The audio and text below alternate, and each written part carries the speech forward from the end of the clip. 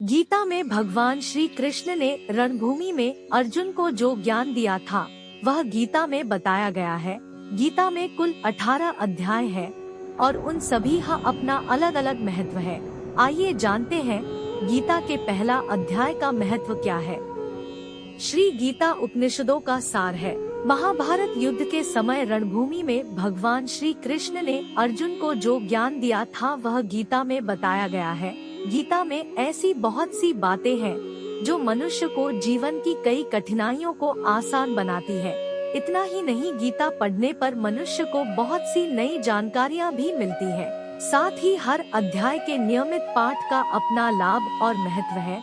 भगवान शिव ने देवी पार्वती को गीता के पहले अध्याय के पाठ का महत्व जो बताया है वही यहाँ आपके लिए प्रस्तुत है।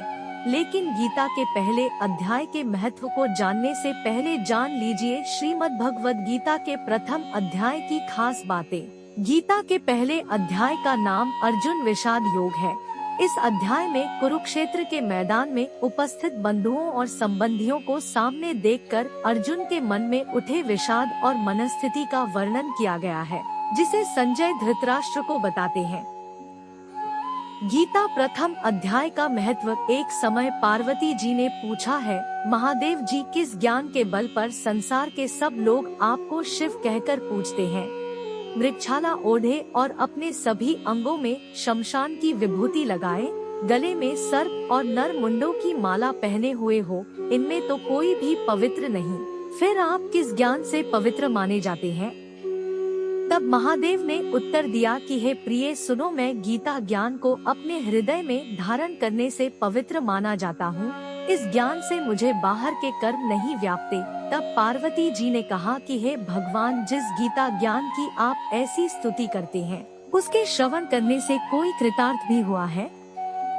महादेव ने उत्तर देते हुए कहा कि इस ज्ञान को सुनकर बहुत से जीव कृतार्थ हुए हैं और आगे भी होंगे। मैं तुम्हें एक पुरातन कथा कहता हूँ। एक समय पाताल लोक में शेषनाग की शैया पर श्री नारायण जी नैन मूंद कर आनंद में मग्न थे। उस वक्त भगवान के चरण दबाते हुए लक्ष्मी जी ने पूछा, हे प्रभु, निद्रा और आलस्य तो उन पुरुषों को व्यापता है जो जीव तामसी होते हैं, फिर आप तो तीनों गुणों से अतीत हो, आप तो वासुदेव हो, आप जो नेत्र मूंद रहे हो, इससे मुझके बड़ा आश्चर्य है। नारायण जी ने उत्तर देते हुए कहा, हे लक्ष्मी, मुझको निद्रा आलस्य नहीं व्यापता। एक शब्द रूप जो भगवद गीता है उसमें जो ज्ञान है उसके आकार रूप है। यह गीता शब्द रूप अवतार है। इस गीता में यह अंग है। 5 अध्याय मेरे मुख है, 10 अध्याय मेरी भुजा है, 16वां अध्याय मेरा हृदय और मन और मेरा उदर है, 17वां अध्याय मेरी जंघा है, 18वां अध्याय मेरे चरण है।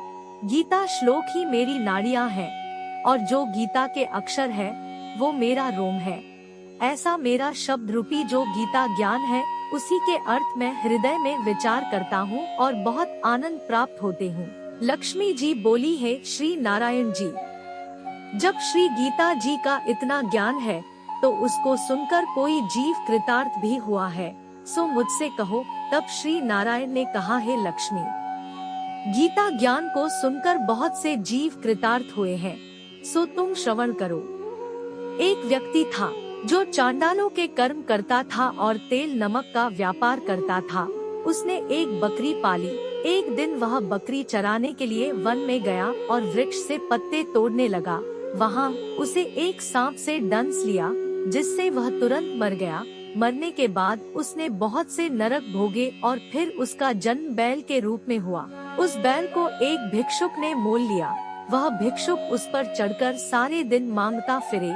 जो कुछ भिक्षा मांगकर लाता वह उसे अपने परिवार के साथ मिलकर खाता और वो बैल सारी रात द्वार पर खड़ा रहता। उसके खाने पीने का भी कोई ख्याल नहीं करता था और सुबह होते ही बैल पर चढ़कर फिर मांगने निकल जाता। जब बहुत दिन हो गए तो वह बैल भूख से गिर गया, लेकिन उसके प्राण नहीं निकले। नगर के लोगों ने देखा और उस बैल को कोई तीर्थ का फल दे तो कोई व्रत का फल दे, तब भी उस बैल के प्राण नहीं छूटे। एक दिन गणिका आई। उसने लोगों से पूछा, यह कैसी भीड़ है? तो उन्होंने कहा कि इसके प्राण नहीं निकलते। अनेक पुण्यों का फल दे रहे हैं, तो भी इसकी मुक्ति नहीं होती। तब गणिका ने कहा कि मैंने जो कर्म किया है उसका फल मैंने इस बैल को दिया है। इतना कहते ही बैल की मुक्ति हो गई। तब बैल ने एक ब्राह्मण के घर जन्म लिया। पिता ने उसका नाम सुशर्मा रखा। उसके पिता ने उसे पढ़ाया लिखाया। उसको अपने पिछले जन्म की सुध थी। उसने एक दिन मन में विचार किया, जिस गणिका ने मुझे बैल की योनि से छुड़ाया था उसका दर्शन करूं। विप्र चलते चलते गणिका के घर गया और कहा, आप मुझे पहचानती है? गणिका ने कहा, मैं नहीं जानती, तुम कौन हो?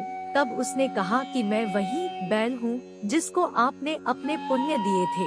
तब मैं बैल की योनि से छूटा था। अब मैं विप्र के घर जन्म हूँ। आप अपना पुण्य बताएं। गणिका ने कहा कि मैंने अपने जाने पुण्य नहीं किया, परंतु मेरे घर एक तोता है। वह रोज सवेरे कुछ पढ़ता है। मैं उसका वाक्य सुनती हूँ। उस पुण्य का फल मैंने तुम्हें दे दिया। तब विप्र ने तोते से पूछा कि तू सवेरे क्या पढ़ता है? तोते ने कहा, मैं पिछले जन्म में विप्र का पुत्र था। मेरे पिता ने मुझे गीता के पहले अध्याय का पाठ सुनाया करते थे। एक दिन मैंने गुरु से कहा कि मुझको आपने क्या पढ़ाया है? तब गुरुजी ने मुझे शाप दिया कि तू तोता बन जा। इसके बाद से मैं तोता बन गया। एक दिन बहेलिया मुझे पकड़ ले आया और एक विप्र ने मुझे मोल ले लिया। वह विप्र भी अपने पुत्र को गीता का पाठ सिखाता था। तब मैंने भी यह पाठ सीख लिया। उसी दिन विप्र के घर में चोर घुस गए। उन्हें धन तो प्राप्त नहीं हुआ, लेकिन वह मेरा पिंजरा उठा ले आए। उनकी यह गणिका मित्र थी। वह मुझे उसके पास ले आए। सो मैं नित्य प्रातः गीता जी के पहले अध्याय का पाठ करत हूँ, जिसे यह गणिका सुनती है। पर इस गणिका को समझ में नहीं आती जो मैं पढ़ता हूँ। वही इस गणिका ने तेरे निमित्त दिया था। वह श्री गीता जी के पहले अध्याय का फल था। तब विप्र ने कहा कि हे तोते, तू भी विप्र है। मेरे आशीर्वाद से तेरा कल्याण हो। सो है लक्ष्मी। विप्र के इतना कहते ही वह तोता भी मुक्ति को प्राप्त हो गया। तब गणिका ने बुरे कर्म छोड़ भले कर्म ग्रहण किए और नित्य स्नान करके श्री गीता जी के प्रथम अध्याय का पाठ करना शुरू कर दिया, जिससे उसकी भी मुक्ति हो गई।